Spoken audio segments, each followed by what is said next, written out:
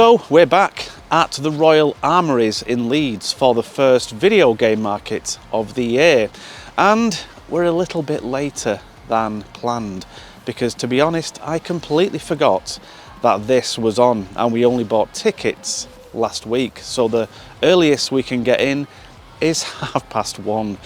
So let's hope there's some games left.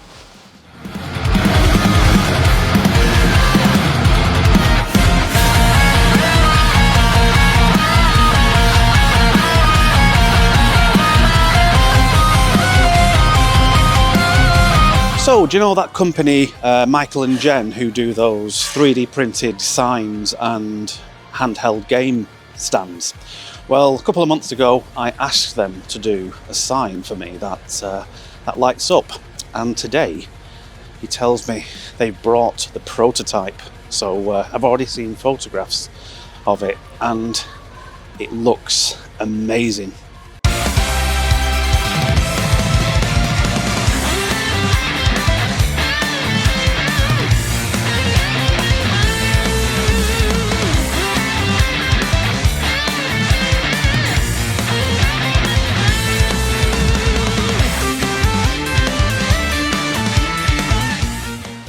Nice.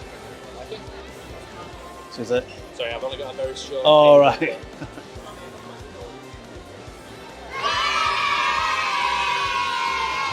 So when you said you could do, is it 24 centimetres at the moment? Yeah. Hoping for. Are you looking? I was going to say, are you looking to make them bigger? Yeah. That one is for you.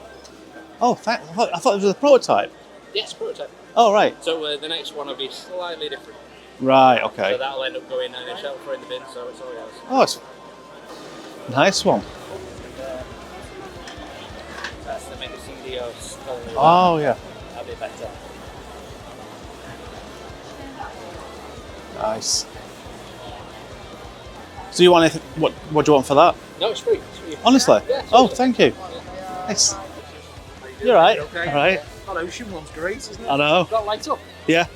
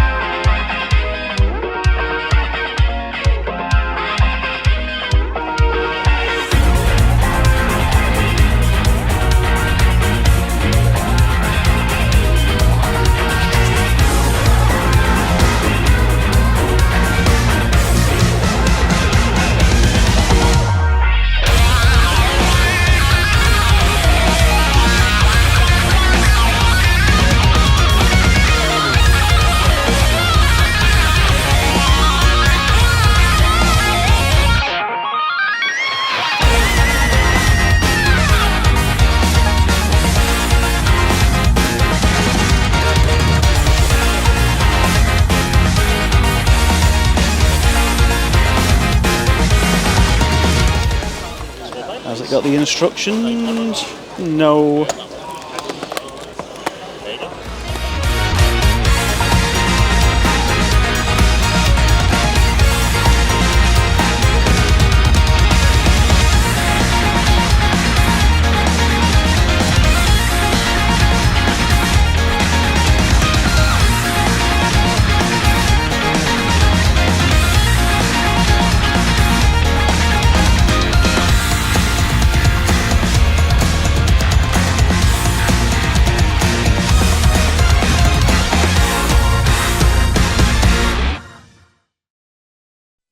So I'm going to pause the coverage of the gaming market there for a sec while I go through the first few items I picked up. And like you saw in the video, Michael gave me this amazing prototype of a light up ocean sign. Now I asked him to do this, I think it was in December, and would it be possible to do a light up sign? Ideally I did want it about 2 foot, but he said at the moment he can only do 24 centimeters, but as and when he gets a bigger 3D printer, then hopefully he can do a bigger sign. But for the time being, this is great. It's not lit up at the moment because I had it on earlier, and on the camera all you can see is like a white box, and that's why it's switched off. But even when it's off, it does look nice because it's got like this like glittery finish to the front of it, and that's powered by USB-C. So I've just got one of my old phone cables, and eventually I will have it in one of my cabinets surrounded by ocean games. And I did pick up a few more items from Michael and Jen, including another ocean sign. This time this one doesn't light up, but the word ocean and the border is slightly raised. He said he couldn't do that on the light up sign because it would be harder for the light to pass through, but that's fine. The next one is for a computer that I've got, but I've never switched it on because I don't have the power supply for it. And apparently you need a 12 volt power supply, and that is the Acorn Electron. And this next one, he did have Sega CD signs, so I asked him in November at Doncaster if he could do Mega CD, and he's obliged. And this is exactly the same size as the Mega Drive sign that I got from him last year, only that is in like a grey as opposed to white. And just before we left to come home, I was saying bye to Michael and Jen, and he said, "Oh, one sec, I've got something else for you," and that is a Codemasters sign. Now there was one more thing I was going to get from Michael and Jen, and that is a stand for the first Atari Lynx, but he forgot to bring it with him, so he's going to bring that to the Bolton Video Game Market. And that is a nice segue because the next 3 games are for the Atari Lynx. Now, this stall, as you saw in the footage, had a hell of a lot of boxed, complete Atari Lynx games. Usually at these events, if I see any Atari Lynx, there's just like 2 or 3, or there's some unboxed Atari Lynx. I think this is the first time I've seen so many Atari Lynx games in one place since they were available 30 odd years ago. And so I got 3 from this stall. I wish I'd got a 4th, but hopefully he's still got it at the Bolton Video Game Market. So the first one, I got this because my wife likes Keanu Reeves, and I thought it'd be a fun game to own, and it's one that I don't really see that often, and that is Bill and Ted's Excellent Adventure.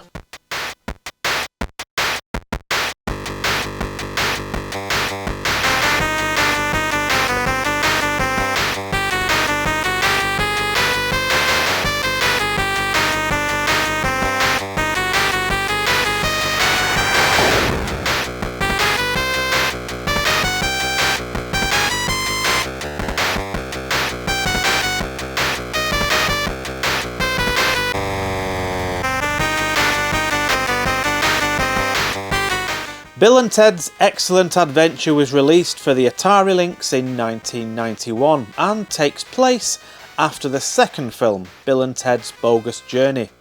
Playing as either Bill or Ted, you search through various time periods for the pages of your band's latest song that have been left as a trail by your medieval girlfriends who have been kidnapped by the Grim Reaper.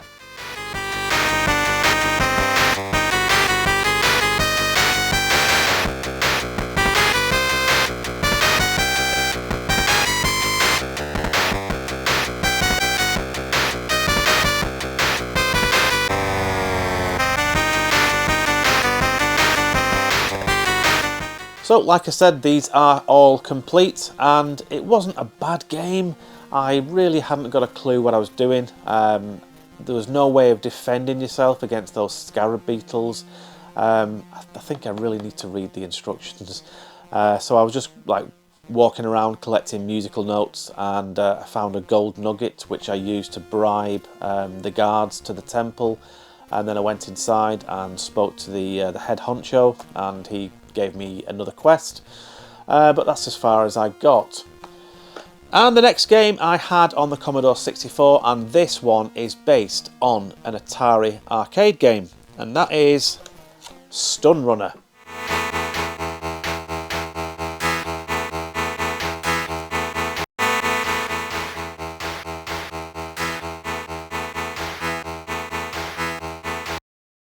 Press A button to follow Shockwave.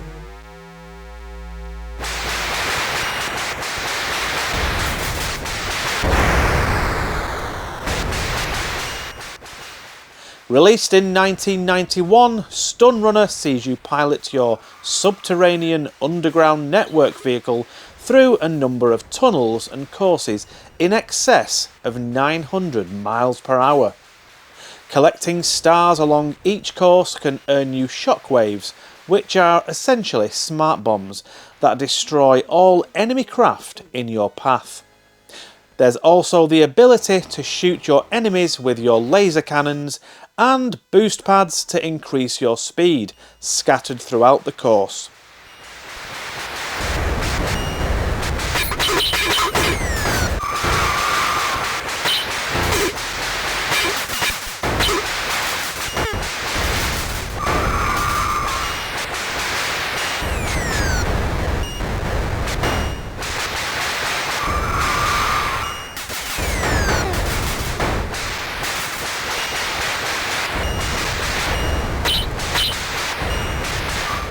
And like I said, I had this back in the day on the Commodore 64, but those pipes and tunnels that you race down aren't exactly round. They're more hexagon shape, and it's the same with the Amstrad and the Spectrum versions. But this looks and plays so much better than those versions. And the final game I got on the links is another port of a classic arcade game, and I don't think I've ever got off the first level on this game, and that is Toki.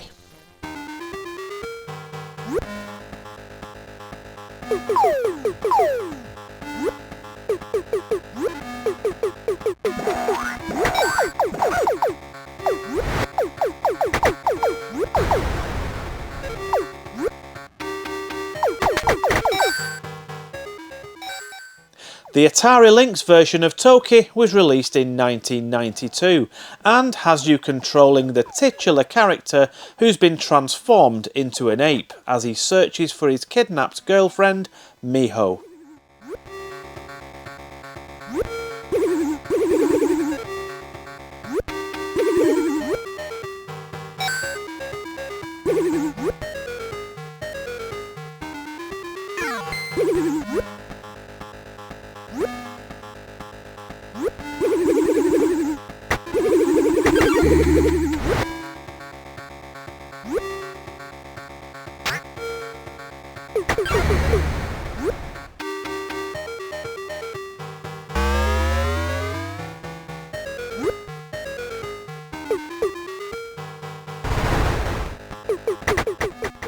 Jump and spit your way through 6 stages collecting power-ups and defeating enemies such as spiders, bats and even sharks along the way.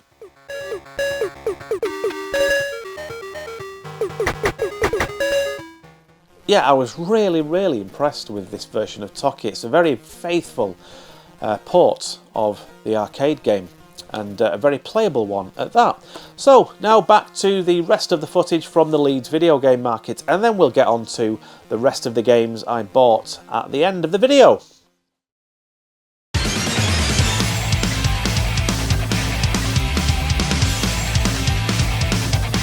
So I haven't bothered bringing the list this time because I've only got one game left to get.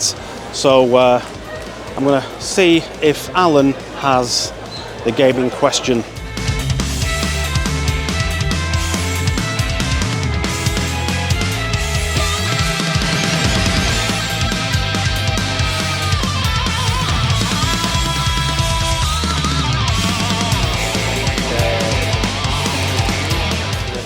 Yeah, that's the one I've got. Yossi's Island. Ah, there we go. It's a bit faded at the top, though I don't know if that... No, the rest I mean... of it looks okay, it must have just been the way that somebody left it. So yeah. You've got one of the ones at least. So that'll be complete, won't it? Yeah. I get that.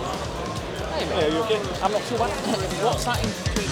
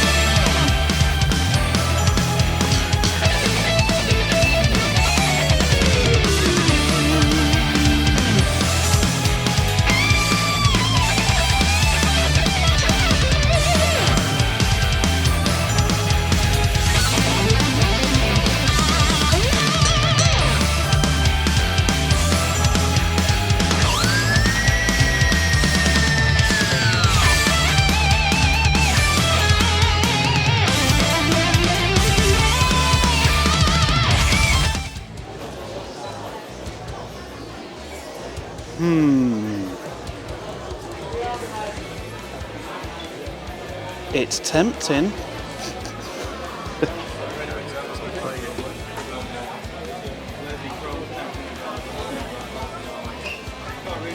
That's more like it. And you get a pad.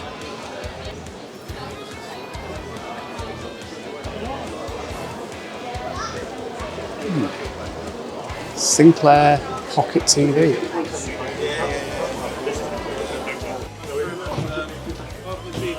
Oh, if only. If only. So that's the only Tomitronic 3D I have not got from the the main three. Thundering Turbo.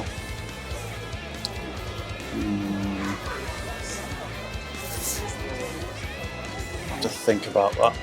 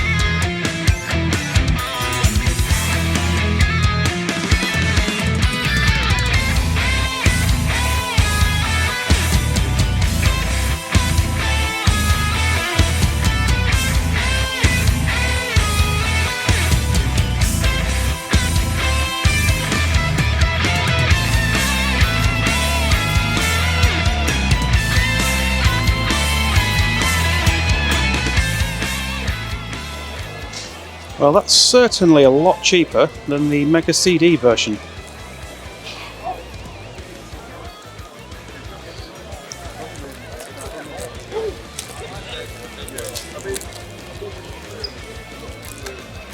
Super Darius. Shame I don't own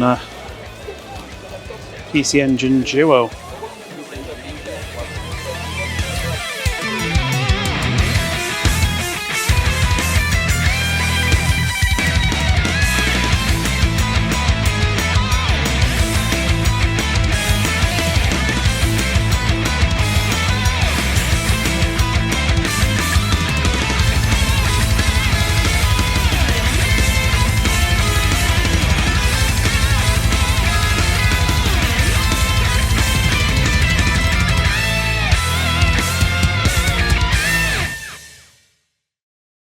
So like I said at the start of the video, we only could go in at 1:30 because I forgot to buy tickets. And because of that, when we went in, it was nice and chilled. It wasn't too overcrowded. On the flip side, getting in later meant that I only had 3 hours to do some filming and look for games. And I think most of that time was spent chatting to stall holders that I know and even a few viewers of the channel.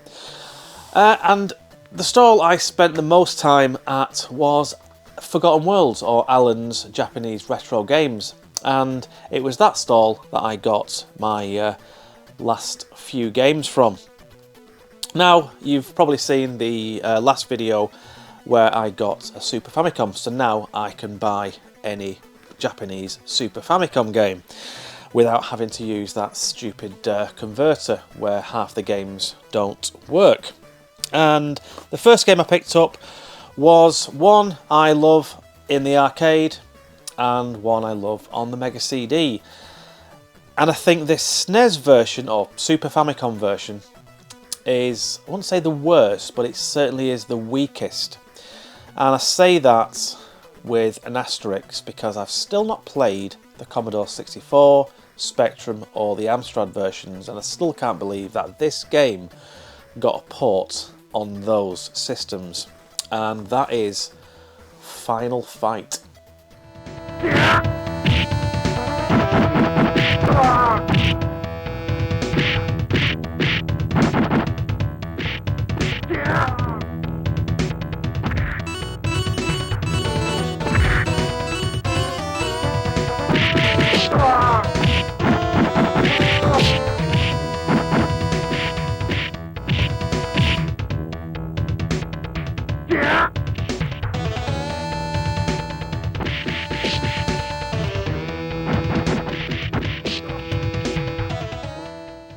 Final Fight was released for the Super Famicom in Japan in 1990 and has many differences to other versions of the game that were released in other countries.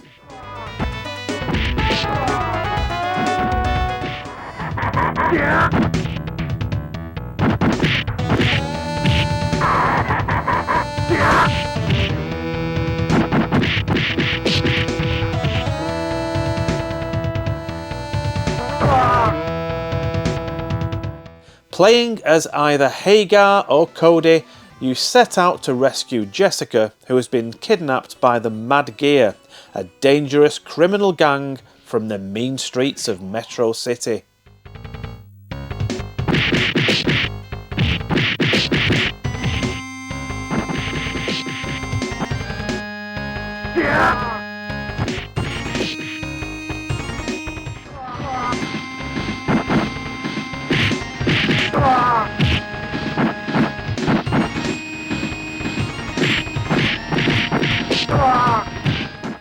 So yeah, I think this is the weakest port of Final Fight of all the ones I have played.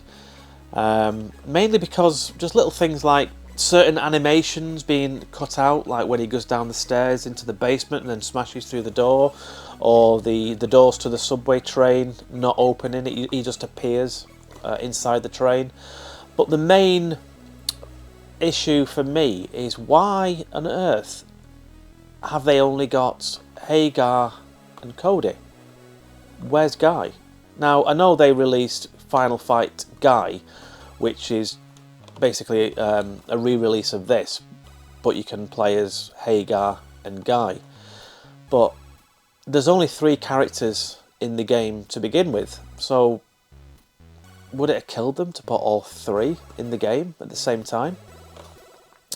No idea. Now, the next game I got, again, is on the Super Famicom, and I've never played any of the games featuring this character. I got this because the box does look a bit odd. Like, it doesn't have that same colourful artwork that most of the Japanese games have. And that is Kirby Super Deluxe.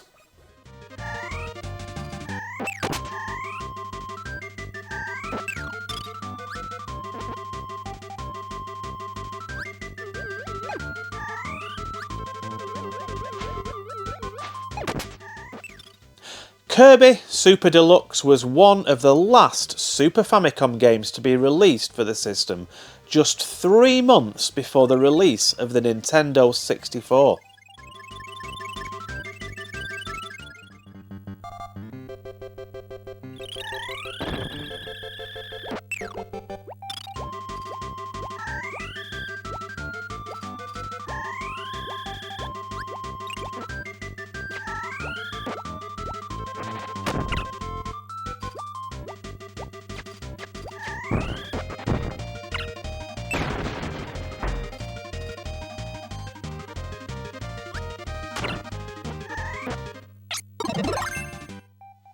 The box art was inspired by a traditional Japanese Polonia box which was used for expensive sake and silverware.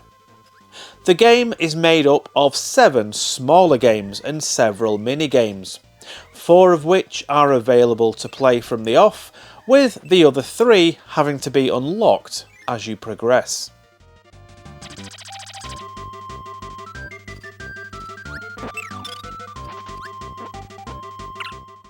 And the final game I got was round about 4:30, so just before we got kicked out of the venue.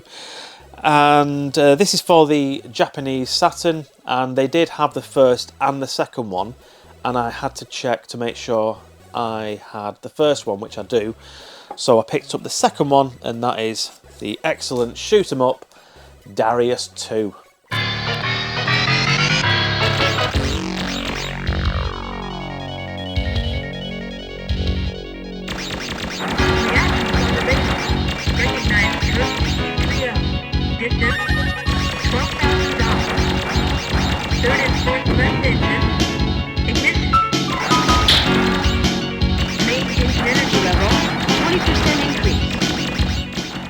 Darius 2 was released on the Sega Saturn in Japan in 1996 and is the second instalment of Tato's epic shoot 'em up series.